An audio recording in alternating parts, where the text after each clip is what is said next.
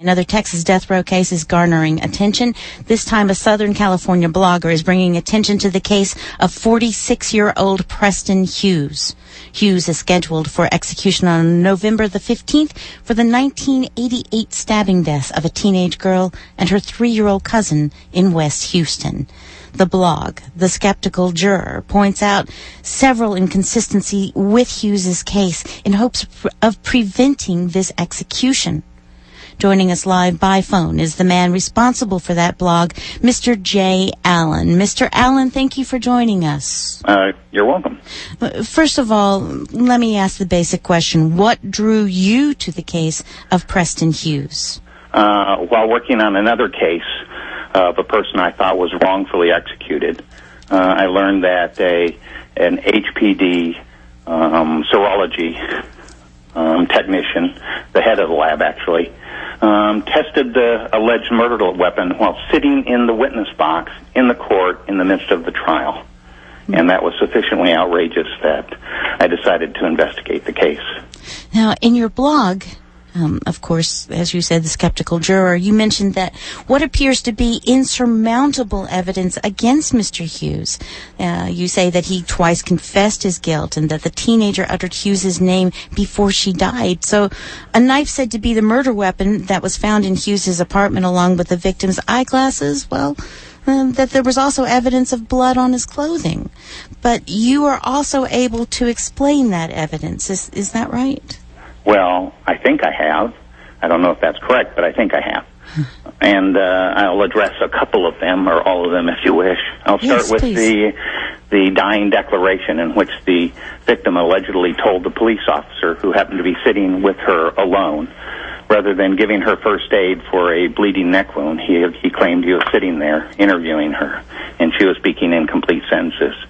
It turns out I obtained the autopsy reports, and she had died of a stab wound to the neck that suffered her jugular vein and her carotid artery. And I continued to research that. And it turns out you can only live a couple minutes with a severed carotid.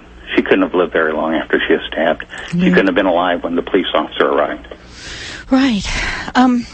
Mr. Allen, what do you see as Hughes's biggest obstacle to proving his innocence at this time? The fact that he's been convicted, that he's on death row, that everyone assumes he has to be guilty. The fact that he confessed twice, and that's basically sufficient. Just being on death row by itself is sufficient to compel most people to believe that the person is guilty and must die. And what do you actually hope will happen with your assessment of Hughes's case? I mean, you've seen something that is beyond a reasonable doubt. What do you hope will now happen? Well, my hope is that he will walk free. That has been once I got into the case and I began to study it and I began to write of it and unfold what I had discovered to my readers as I did it. I've written 50 posts on this case, so I've been doing it a long time, since March. And I've been discovering it as I present it to the readers. And initially I hoped that he would walk free. At this point, I just hope to have the execution delayed. Is there any reason that authorities haven't investigated the alternative suspect that you mentioned? They decided very early that Preston was guilty, and they didn't investigate. They did not, for example, there were two victims, a young girl, 15 years old, and her 3-year-old cousin. They were in the midst of a field, an abandoned, overgrown field late at night, very dark, and they were killed there. She had in her pocket very few things, but she did have a note with the word dog on it and a phone number. As far as I can tell, the police didn't even call the phone number. They don't care to investigate. They decided that Preston did it, and that was the end of it.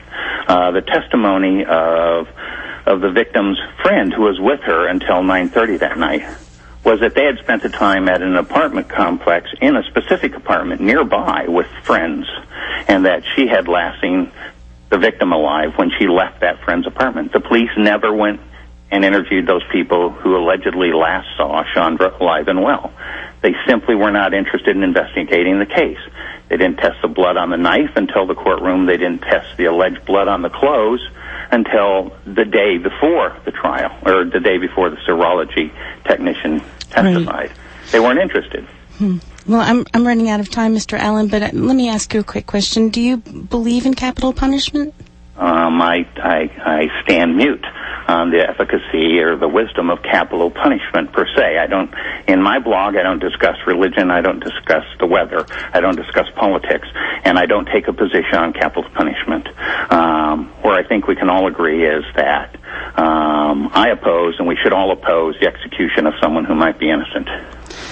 And finally, may I ask, Mr. Allen, where can our listeners go for more information on this case of Preston Hughes and your blog? Well, my blog is called The Skeptical Juror, and the address is, as you would expect, www.skepticaljuror.com. But anybody can type Skeptical Juror into Google, or they can type Preston Hughes into Google, and they'll end up on my blog. And there is a ton of information on this case and on other cases. Thank you for joining us, Mr. Allen. We appreciate your time. We have been speaking to Mr. J. Allen, who has deconstructed the evidence in 97 criminal cases and written 4 books about wrongful convictions, including The Skeptical Juror and the trial of Cameron Todd Willingham.